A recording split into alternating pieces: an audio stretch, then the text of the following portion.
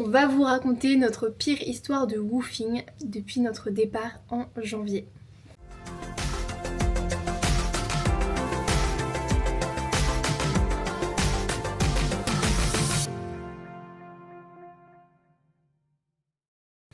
Donc comme à chaque fois, on prend contact avec la ferme dans laquelle on veut aller pour connaître les modalités de travail, l'hébergement, etc. Et donc là, en l'occurrence, ça se passe très bien avec cette personne. On voit qu'il y a de la communication, qu'il est très ouvert, c'est super. Donc on a plutôt hâte d'arriver dans cette ferme. En plus, on repart de Camargue où on était en petites vacances. Donc on est reboosté à fond et on se dit ça va être trop cool quoi. Donc arrive le jour de l'arrivée dans cette ferme, on arrive un mercredi soir. Donc on fait la connaissance de notre hôte, il nous montre la maison, nos chambres, la cuisine. Et ça se passe plutôt pas mal parce qu'en vrai, on a toutes les deux une chambre, ce qui est assez rare dans les woofings qu'on a fait. On a une salle de bain que pour nous. Donc sur ça, il n'y a pas de souci, c'est super propre en plus. Donc on se dit ça va être très sympa. Sauf que il commence à avoir beaucoup de règles. Pour vous donner quelques exemples, il y avait des casseroles et des poêles en fonte, on n'avait pas le droit de les utiliser. Il y avait des placards de nourriture auxquels on ne pouvait pas toucher. C'était sa nourriture. Voilà. Il nous fait tout un speech sur le fait qu'on peut prendre des livres dans sa bibliothèque, mais attention, on n'a pas le droit de corner les pages, on n'a pas le droit de les manipuler comme on veut. C'est plein de règles. On n'a pas le droit de lancer nous-mêmes le lave-linge et le lave-vaisselle parce que c'est à lui de le faire. Faut pas utiliser trop de papier toilette parce que Plein de plein de règles petites qui... choses. Faut prendre des douches rapides. Faut par exemple aussi relever les chaises tous les matins et tous les midis après manger sur la table. Bon, on se dit c'est pas grave, c'est ses règles, c'est les règles de la maison, c'est ok. On continue. On s'installe donc dans la maison, on prend nos chambres chacune de notre côté et arrivé 19h30, on va dans la cuisine parce qu'on avait faim au bout d'un moment. Et on lui demande comment ça se passe lui pour les repas, est-ce qu'on mange ensemble, est-ce qu'on mange chacun séparé, comment ça se déroule. Donc il nous explique que lui il mange de son côté parce qu'il a un rythme bien particulier et il mange des choses aussi, est-ce qu'on peut dire particulières. Il a une alimentation très stricte pour lui, donc il se dit voilà, chacun fait sa nourriture, Voilà. c'est plus simple. Donc nous ça nous va très bien parce qu'au moins on mange ce qu'on veut, ça y a pas de souci. Donc on ouvre le frigo pour voir ce qu'on peut manger, ce qu'on peut utiliser, etc. Mais dans le frigo, honnêtement, il y avait très peu de choses. Il n'y avait pas de matière grasse, pas de beurre. Non, pas de matière grasse. Il y avait juste pas de beurre parce qu'il y avait de l'huile. Pas de produits laitiers en général, pas de lait, pas de yaourt, pas de crème, pas de beurre. Donc là, on ouvre le frigo. Hormis ce qu'on avait nous ramené de nos précédentes vacances, il y a un chou, de la salade, de la confiture de tomates, de la confiture de courgettes. Et il y avait un plat avec de la patate douce cuisinée pour les prochains jours, quoi, auquel on avait quand même le droit de toucher. Donc le soir, on a mangé un peu nos restes et un peu de patate douce. Et donc pendant le repas, on commence à parler avec lui, on apprend à se connaître. Et il nous dit qu'il a un rythme de vie assez particulier. Il se lève très tôt le matin, vers 3-4 heures. Et il se couche vers 19h30, 20h. Jusque-là, pas de problème. Il nous l'impose pas. Voilà. On parle aussi avec lui de son mode de vie, de ses intérêts. Et on comprend très rapidement que c'est quelqu'un d'assez spirituel. Et qu'il y a des fréquences dans la maison 24 heures sur 24. C'est lui qui nous dit. Donc les fréquences, on va mettre un extrait de ce que ça peut être maintenant.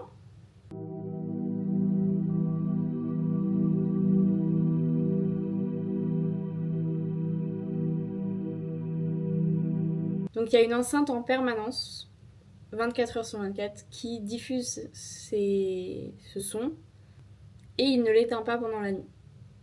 C'est non-stop. Non-stop. Bon, c'est pareil, on passe outre. Et la soirée se déroule en soi bien. Et après le repas, on se retrouve avec Pauline, comme d'habitude, on parle.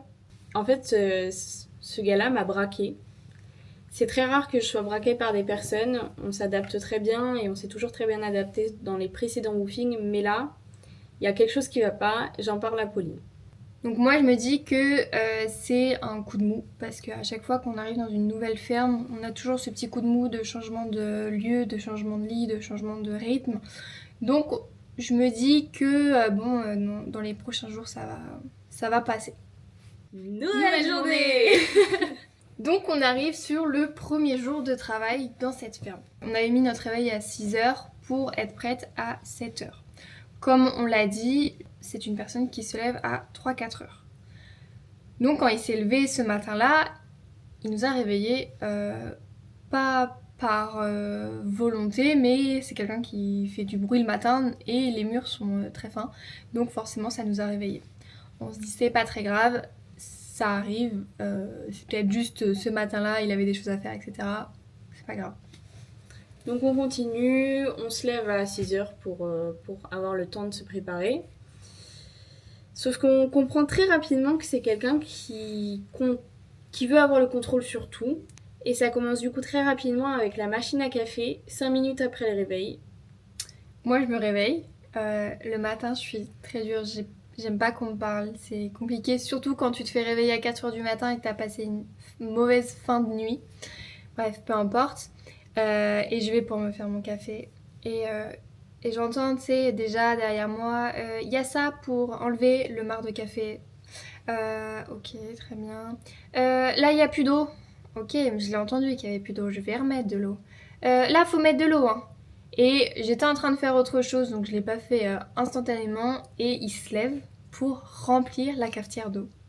En sachant que vraiment Pauline avait juste posé son café, il a attendu genre 5 secondes, c'était pas fait au bout de 5 secondes, il s'est levé, il l'a fait. Je lui dis bon, ça commence bien. Donc on part à 7h pour travailler, tout se passe bien, on aime bien ce qu'on fait, on découvre des choses et cette personne-là a vraiment beaucoup de compétences et de connaissances, donc c'est très intéressant. Sauf qu'il y a un petit souci, c'est qu'on vous a parlé des fréquences tout à l'heure, qui étaient dans la maison H24, donc on s'est dit, bah ça va, au travail, ça va être sympa. On va entendre les oiseaux. Il a une enceinte dans son dos au travail, avec les mêmes fréquences, assez fort. Donc ça veut dire que là, on part le matin, on se réveille, on a les fréquences, on mange, on a les fréquences, on travaille, on a les fréquences, on rentre à la maison, on a les fréquences, le soir, on a les fréquences, on se réveille la nuit, on a des fréquences. Donc ça commence clairement à nous rendre zinzin. On rentre le midi, on a assez faim, et là, on se rend compte une nouvelle fois qu'il a vraiment un problème avec la nourriture, il mange quasiment rien. Mais d'un autre côté, il se bourre de créatine, de protéines, de toute poudre en tout genre de compléments alimentaires. Et ça commence à nous mettre un peu mal à l'aise et à nous faire culpabiliser sur ce qu'on mange. En plus, il a des connaissances au niveau de la diététique, mais qui n'est pas applicable à tout le monde. Et ça commence à vraiment nous mettre un poids sur les épaules de... Ouais, on sent... Vas-y, on mange pas bien, c'est quoi le truc, quoi. On sent quand même un jugement, pas nous concernant directement, mais t'entends des fois dans ces discussions, c'est quand tu manges trop de pâtes, quand tu... On venait de manger des pâtes. Ouais, enfin... Un plat de pâtes. Bon. Donc ouais, ça commence à être un peu malaisant sur la nourriture. Suite à ce repas, nous, on se dit que ça va pas le faire. On décide d'aller faire des courses l'après-midi pour au moins acheter 2-3 petits trucs qui peuvent nous caler un peu plus ou voilà, nous faire plaisir. Typiquement acheter du lait. Le lait, on en boit dans nos cafés, on en boit le matin au petit-déj, des fois au goûter. Il n'y avait pas beaucoup de fruits non plus, donc ça veut dire qu'on n'avait pas de sucre du tout, donc juste acheter de la compote, des petits trucs en fait qui font plaisir et qui sont à côté des plats principaux, quoi. Donc on discute de notre programme de l'après-midi, il nous demande ce qu'on va faire. Donc on lui dit qu'on veut faire une rando dans le village, en sachant que pour redescendre dans le village, vraiment on a 5 minutes, entre 5 et 10 minutes à pied, c'est très rapide. Donc on aurait très bien pu partir pour cette randonnée à pied de la maison. Mais comme nous, dans notre tête, on savait qu'on voulait aller faire des courses l'après-midi, on part directement avec la voiture. Sur le retour de notre randonnée, Solange reçoit un petit message vocal de la part de cette personne. On va vous le faire écouter. Quand Vous étiez parti en voiture pour aller faire une balade au village. Je trouvais ça fort intéressant comme concept. Bon, c'est... Voilà. Dans ce vocal-là, on ressent directement un jugement de notre manière de fonctionner. On ressent aussi qu'il nous observe et qu'il nous analyse dans tout ce qu'on fait. Et ça nous met très en colère parce que on n'est pas là pour être fliqué, on est adulte, on est parti et on est autonome sur notre voyage et c'est pas quelqu'un qu'on vient de rencontrer depuis moins de 24 heures qui va commencer à nous dire ce qu'on doit et ce qu'on ne doit pas faire.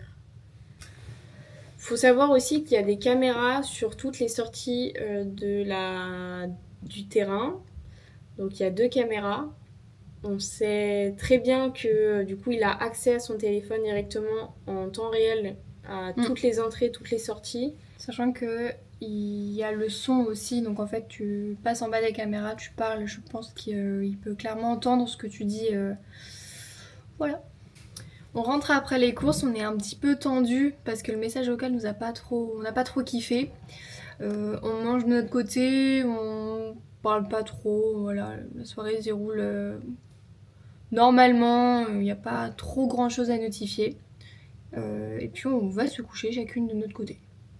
Et encore là, il n'y a pas vraiment de soucis avec cette personne, c'est juste plein de petites choses qui commencent à s'accumuler et ça nous met un peu la puce à l'oreille en mode mais un peu bizarre. Nous sommes sur une nouvelle journée du vendredi, sauf que on se fait encore une fois, vous pouvez le deviner, se réveiller, voilà. On se fait réveiller à 4h du matin par des bruits. Du style allumer un feu de cheminée avec un souffleur électrique. Du style on remplit le lave-vaisselle mais on fait bien du bruit. Du style on entend encore les portes. Bref, tous les bruits qu'on a déjà entendus se répètent. Sauf que là on est rendu à un point où en fait on fait des micro-réveils et on fait des cauchemars. Donc Pauline fait des cauchemars, j'ai fait des cauchemars. Donc on passe des fins de nuit qui sont terribles. Donc en plus on change de nouveau d'environnement, donc on a plus tendance à se réveiller dans la nuit. Enfin bref, on est claqué. Voilà, on est claqué et on est déjà à cran dès le réveil. Donc on se lève, on se prépare, on va travailler. Avant de travailler, à chaque fois on fait un petit brief. Donc là on nous explique ce qu'on va faire, comment, etc. Et il faut savoir que la personne qui nous fait le brief est dos au soleil levant. Il commence son brief, au bout de 5 minutes, il s'arrête, il se retourne vers le soleil et il dit comme ça « Bonjour, cher ami !» Et il se retourne vers nous. Et genre, Alexandre, j'en ai aucune réaction parce qu'on est vraiment, je crois, en train de se dire dans notre tête « Il a pas fait ça !» Il vient pas de dire bonjour au soleil quand même. En fait, on le dit parce que déjà, de un, c'est super marrant. Et de deux, ça montre à quel point on était dans une... C'était complètement décalé de tout, en fait. Et il y avait plein de petites choses qui s'accumulaient. Et on se dit, non, mais là, c'est pas possible. Parce que chacune des petites histoires qu'on raconte, une à une, c'est pas grave. Mais en fait, mis bout à bout, ça fait que 2 jours qu'on est là. Et là, c'est déjà zinzin, en fait. Et donc là, t'es en mode, mais il vient de dire bonjour au soleil, le mec. Oh, moi, je m'en remets pas, honnêtement. ça fait 4 jours qu'elle m'en parle. 5 jours. On peut plus. L'après-midi, clairement, on a le moral à zéro. On décide de rester tranquille à la maison, de faire du montage, de regarder un film, de faire notre vie, quoi. On fait vraiment pas grand-chose, pour le coup. Donc, le soir même, on décide toutes les deux d'aller boire un petit coup au bar du village. On mange une pizza et on discute pendant 1h30, voire 2 heures de tout ce qui vient de se passer. On analyse toutes les situations. Et on est en train de se dire que 2 semaines et demie dans cette ferme, ça va être compliqué. Et qu'on décide de raccourcir légèrement notre séjour à 2 semaines. En sachant qu'on est contente parce que le lendemain matin, c'est le jour du marché. Et normalement, du coup, nous, on va pouvoir dormir. C'est notre week-end. Accrochez-vous, c'est la dernière journée. La journée du samedi. La plus rocambolesque. Voilà, accrochez-vous, on arrive au bout. Donc, on a dit, c'est le jour du marché. Donc, notre hôte du repos. Voilà. Notre hôte, lui, va faire le marché assez loin, donc il se réveille assez tôt. Et encore une fois, voilà, on se fait réveiller à 4h du matin. Mais inconsciemment, on en était consciente parce que on sait qu'il se lève tôt et que ça va être pareil. Mais on se dit qu'on va pouvoir se rendormir assez facilement et dormir plus tard, plus longtemps dans la matinée. Mais attention, qui c'est qui va pas pouvoir dormir? C'est nous. À 7h et 7h20, on se fait réveiller par le robot aspirateur qui s'est déclenché, comme tous les matins, à 7h. Donc notre nuit qui était censée durer jusqu'à 8h, 9h, on est encore une fois coupé dans notre sommeil. Pauline se lève pour éteindre l'aspirateur. Et là, moi, je me réveille. Déjà, je l'ai dit, hein, je suis pas du matin. Je me réveille, j'éteins cet aspirateur. Et en plus de ça, il y a les fréquences sur cette enceinte. À fond. Moi, je suis comme ça, quoi. J'ai la tête comme ça, mon gars, d'accord? Du coup, l'aspirateur éteint, l'enceinte, je l'éteins. Moi, à 2 doigts de la passer par la fenêtre, franchement, ça rend fou, hein. Franchement, le matin, t'as envie d'être dans le silence et t'as ces bruits de partout qui te parasitent la tête. C'est aberrant. Donc ce matin, on avait décidé d'aller courir dans le village. Il y a un petit terrain. Donc on part le matin à pied vu que c'est pas très loin. On fait notre petit run et on rentre. Et une fois arrivé à la maison, Solange reçoit un petit SMS qui disait Alors la balade bien ou bien? Alors dit comme ça, il n'y a rien de méchant, il n'y a rien de ceci, cela. On se dit c'est sympa, il prend des nouvelles. Mais on n'avait pas du tout parlé de cette balade, de cette sortie la veille. On ne l'avait pas croisée de la journée. Donc là, on est reparti dans le truc de... On est fliqué, il nous observe, il veut contrôler il veut contrôler pourquoi on sort. Et ça fait vraiment... regardez, je sais ce que vous faites. Je sais que vous êtes partis et je sais quand vous revenez. Et ça met vraiment un peu mal à l'aise quand même. Ça met pas du tout bien. Vraiment, on était en mode, mais il veut quoi et c'est quoi le but en fait derrière ça? Donc on se dit, on répond pas à ce message, ça n'a aucun intérêt. Déjà, on voulait pas répondre, on voulait pas non plus répondre sur le coup de l'énervement. On se dit, bon, laisse passer, c'est pas grave. Donc suite à la matinée où on s'est déjà fait réveiller plusieurs fois, plus le message où on est encore fliqué, on se dit non mais là on va pas rester 2 semaines. On va faire en sorte de partir mercredi prochain.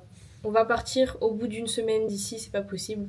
Donc on commence à faire des demandes sur Woofing pour trouver notre ferme. Donc là, à partir de ce moment-là, on est vraiment dans un état... pas d'angoisse, le mot est fort, mais on est vraiment pas très bien. On veut partir le plus tôt possible.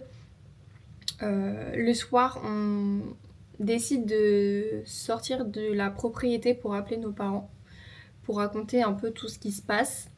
Et notion importante, c'est qu'on décide quand même de sortir du terrain parce qu'on ne sait pas s'il peut nous entendre. Il y a des caméras, on sait où il y a 2 emplacements, mais est-ce qu'il y en a d'autres? Est-ce que juste lui peut nous suivre et nous écouter? Enfin, en fait, on sait pas, on se monte un peu la tête de partout. Donc on retourne dans le village, on se pose à un endroit, on appelle nos familles, ça dure peut-être 30-40 minutes, peu importe. Et au bout de ces 40 minutes, on décide quand même de rentrer. Parce qu'il fait nuit, il est 20h, et on prend le chemin retour.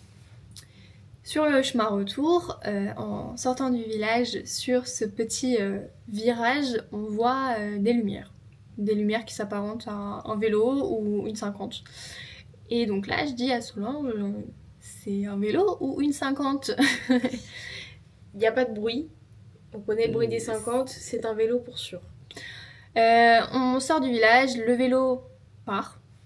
Ok. Et le vélo part vite. C'est un vélo qui va super vite en montée et dans un chemin quand même. On se dit ok, why not? On rentre sur la propriété, il faut savoir que notre hôte a un vélo électrique. Ce vélo électrique qui de base est bien positionné devant la maison. Il a sa place habituelle et... Toujours mis au même endroit, de la même manière. Tout est carré, comme d'habitude. Et on rentre. Déjà, le vélo n'était pas à sa place. On se dit ok, bizarre et tout, nanana. et les lumières étaient allumées. Je rappelle, on est rentré vers 20h, 20h30.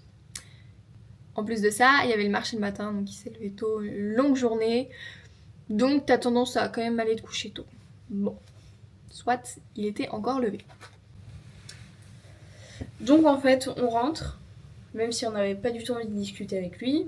Puis en fait, on discute un peu avec lui et on commence, nous, à se détendre parce que, en fait, bizarrement, ça se passe bien et bon, nos tensions, ça baisse. Et on Donc, se dit on qu'on se dit, on a abusé en vrai. Ouais, on a abusé, clairement. On s'est fait peur toute seule. Sauf qu'au bout d'un moment, on parle. Et en fait, on ressent cette angoisse remonter, ce mal-être remonter, parce qu'il nous parle beaucoup, qu'il est tard, que c'est bizarre qu'il soit là. Et il commence à nous raconter des histoires sur d'autres woofers, où on se sent concerné en fait un peu à chaque... à chaque histoire, quoi. Enfin, à certaines histoires. Notamment, il nous raconte qu'il y a certaines personnes qui passent leurs après-midi à regarder Netflix, notamment que la veille, on avait passé notre après-midi à regarder Netflix. Enfin, entre guillemets, je pense que c'est ce qu'il voulait dire, qu'on était resté à la maison et qu'on n'avait pas fait grand-chose. Cette discussion a été vraiment sortie de nulle part, parce qu'on lui a rien demandé, juste... On sait pas pourquoi il nous a raconté toutes ces histoires. Juste, il a enchaîné. C'était ok, il n'y a pas de souci, mais pourquoi? Donc déjà, là, on n'était pas très bien. Il nous a tenu la grappe pendant bien 1 heure. Et avant de partir, se coucher, il nous regarde, il fait mais les filles, ça va, faut me dire s'il y a quelque chose qui va pas. Et la question était très bizarre, dans le sens où c'est comme si on avait l'impression qu'il savait que ça allait pas. Oui. Mais c'est quelqu'un qui pose une question et qui sait déjà la réponse. Tu sais que ça va pas. Et là, tu dis, mais est-ce que c'est notre attitude? Est-ce qu'il nous a entendu discuter entre nous? Est-ce qu'il nous a entendu parce qu'il nous a suivi, écouté les discussions avec nos parents? Je sais pas, franchement, je pars dans des trucs assez loin, mais on sait pas en fait. Et ça laissait vraiment entendre ça, quoi. Sauf que là, on a aussi un problème, c'est qu'en fait, on se sent pas légitime à dire que ça va pas. Pauline a dit oui, ça se passe bien, machin. Et j'essaye quand même de lui dire, est-ce que tu pourrais couper l'aspirateur demain matin à 7h, parce que clairement, on s'est fait réveiller, alors qu'on aurait vraiment aimé dormir ce matin. Il commence à partir dans le fait que les gens d'habitude s'adaptent à son rythme de sommeil. On ne va pas s'adapter à son rythme. Donc ça repart dans le truc un peu accusateur, un peu malsain. Et on parle aussi un peu de la nourriture. Je dis, pour nous c'est compliqué. D'habitude on s'adapte très bien, mais là honnêtement, on sait pas trop quoi manger. Je fais, mais pas de soucis, on va faire des courses lundi. Je vais aller faire des courses lundi, dites-moi ce que vous voulez. Mais clairement, dans nos têtes, on savait qu'on n'allait pas rester. Donc une fois après avoir discuté de ça, il part pour aller se coucher, enfin. Et juste avant de rentrer dans sa chambre, il fait un petit demi-tour. Ah oui, les filles, au fait, est-ce que vous pouvez penser à bien éteindre les lumières le soir? Les lumières du salon, les lumières, etc. Du couloir. Mais avec Solange, on est un peu en mode, qu'est-ce qu'il raconte? Oui, parce que hier et avant-hier soir, il y avait 7 lumières et 7 lumières d'allumées. Mais comment te dire que c'est juste impossible? Parce que la veille au soir, on était toutes les deux, on n'était pas très bien déjà. Solange était avec une lampe frontale pour m'éclairer. Et moi, quand je suis revenue du salon, j'étais avec mon téléphone et ma lampe torche de mon téléphone. Donc clairement, il n'y avait pas de lumière allumée. Il n'y avait pas de lumière allumée, c'est sûr et certain. La seule lumière qu'on aurait pu oublier, c'est une lumière au fond du salon à la limite. Mais là, il parlait vraiment du couloir. En sachant qu'il y avait vraiment une grosse partie sous la porte qui laissait passer la lumière et que je ne supporte pas m'endormir avec de la lumière. C'est juste impossible d'avoir laissé la lumière du couloir allumée. Impossible. Et là, on s'est dit, mais qu'est-ce qui veut nous faire croire qu'on... On n'est pas folle, en fait. Genre, juste, mec... c'est trop bizarre pour... Enfin, faut pas nous faire passer pour des folles alors qu'on est persuadé qu'on les a éteintes, quoi. Et c'est encore un truc minime, mais dans la façon que c'était fait et dans la façon que nous, on était persuadés de l'avoir éteinte, c'était juste... C'était très bizarre. Et là, c'était vraiment trop pour nous. Il est parti se coucher et nous, on avait une angoisse à mort. Et là, on s'est dit, non mais c'est pas possible, faut qu'on mette un terme au truc. On se sent pas du tout bien. Faut qu'on parte. On est passé de samedi après-midi à on part dans une semaine, à samedi soir, on part demain matin, c'est pas négociable. Donc à partir de ce moment-là, on cherche un Airbnb pour le lendemain soir. On cherche une excuse urgente pour pas avoir à discuter des problèmes qu'il y a et qui nous force, le mot est un peu fort, mais qui nous incite à rester. On voulait vraiment partir de cet endroit. C'était soit on discutait avec lui de ce qui allait pas, mais on savait pertinemment qu'il allait réussir à nous retourner la situation et à dire non mais les filles ça va aller, on va trouver des solutions et on serait pas parti. Soit trouver une solution pour qu'il n'ait pas le choix de nous laisser partir et qu'on se casse dès le lendemain. Donc on a préféré choisir la solution d'être sûr de partir, donc on a réservé notre Airbnb, on a vraiment passé du temps à essayer de trouver quelque chose où on sait qu'on se sentirait bien. Et aussi à élaborer un plan de mensonge, voilà. Donc on a fait notre alibi, qui était ma grand-mère a fait un AVC et il faut qu'on rentre en Vendée et en Loire-Atlantique. On n'avait pas envie de porter la poisse à quelqu'un. Moi je me suis dit en fait ma grand-mère est déjà morte. Donc en fait elle peut pas mourir 2 fois, elle peut pas faire un AVC juste après, même si j'utilise en excuse.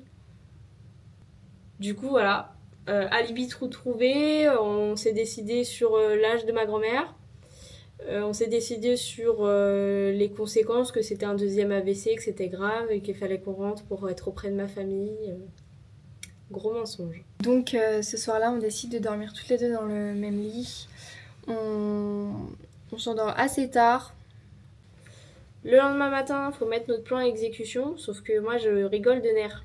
Donc ma pièce de théâtre là qu'il faut que je fasse dans 2 minutes, je suis explosée de rire. Alors que je dois faire genre que ma grand-mère a fait un AVC. Donc bon, on se met d'accord, j'y vais d'abord, parce que si Pauline est là, je vais rire. Donc j'y vais d'abord, Pauline y va après. Et là, je dégaine mon masque de théâtre. J'ouvre la porte, mine déconfite. Je vais voir l'autre et il me dit ça va? Comment tu vas ce matin? Je dis non, ça va pas trop. J'ai appris une mauvaise nouvelle. Ma maman m'a appelé hier soir. Ma grand-mère a fait un AVC. Et là, il dit ah bon. Mais je suis désolée. Je dis bah ouais, mais là du coup, va falloir qu'on parte. Je suis désolée, mais il faut qu'on parte ce matin. Toujours dans mon jeu d'acteur, pourtant tous les matins je mange. Là, je bois qu'un verre d'eau, je me casse. Pauline arrive. Donc moi, il me dit pareil, oui, Solange m'a dit que vous deviez partir plus tôt. Non. Bref, je baratine. Pour enfoncer encore plus le couteau là. Et encore là, cette personne ramène encore cette histoire à lui. Ah oui, moi aussi ma grand-mère, je comprends. Elle va pas très bien. On s'en fout. Là, la grand-mère fictive de Solange a fait un AVC. D'accord? On va faire nos bagages et on va se tailler de cette maison. Donc on fait tous nos bagages. Je pense qu'on a mis 1 heure à tout packager et tout charger et après on est parti. En fait, on est parti le plus tôt possible et on se disait, mais quand ça va être terminé, ça va être terminé. Mais en fait, on s'est rendu compte que même dans la voiture, après 1 heure, ça allait toujours pas. Qu'on était vraiment toujours en bad. Le soir, on est arrivé au Airbnb, on se sentait déjà soulagé, mais on n'était pas bien. Ouais, on a passé une super mauvaise journée en vrai, dimanche. Et rien que le lendemain matin, en fait, on avait toujours l'impression qu'il allait nous retrouver, qu'il allait comprendre qu'on avait menti. Et même quand on a fait les courses, moi je me sentais pas bien sur la nourriture. J'avais l'impression qu'il y avait quelque chose qui allait pas. Et il nous rabâchait toujours qu'il y avait pas de thunes. Et donc quand on était à faire les magasins, j'avais l'impression clairement de ne pas avoir d'argent. Donc ça allait même plus de 24 heures après, ça nous impactait vraiment encore. Donc c'est pas juste une histoire de on est parti de chez lui et c'était bon. Là, ça nous a vraiment pourri 2 jours après être parti.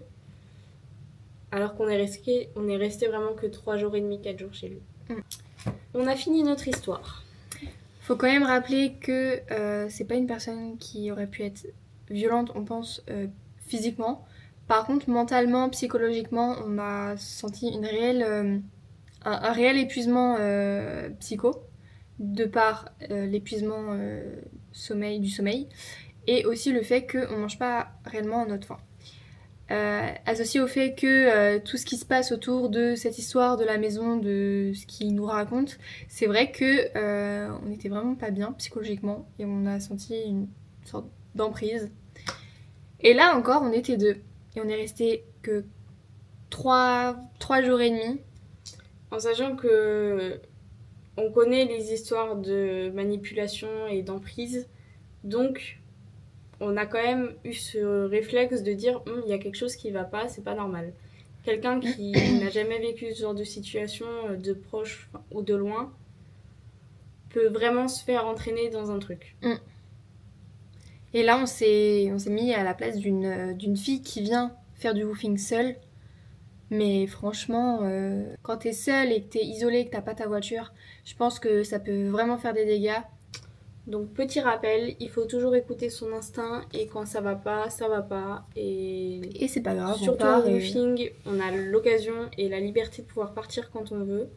Donc il faut l'apprendre et vraiment pas hésiter à s'écouter et à s'entourer aussi. Voilà, j'espère que ça vous a remis un peu de contexte sur notre petite histoire et que ça peut en aider certains. Faut pas avoir peur non plus du woofing, c'est trop bien. Il y a vraiment des chouettes personnes et des chouettes expériences à faire.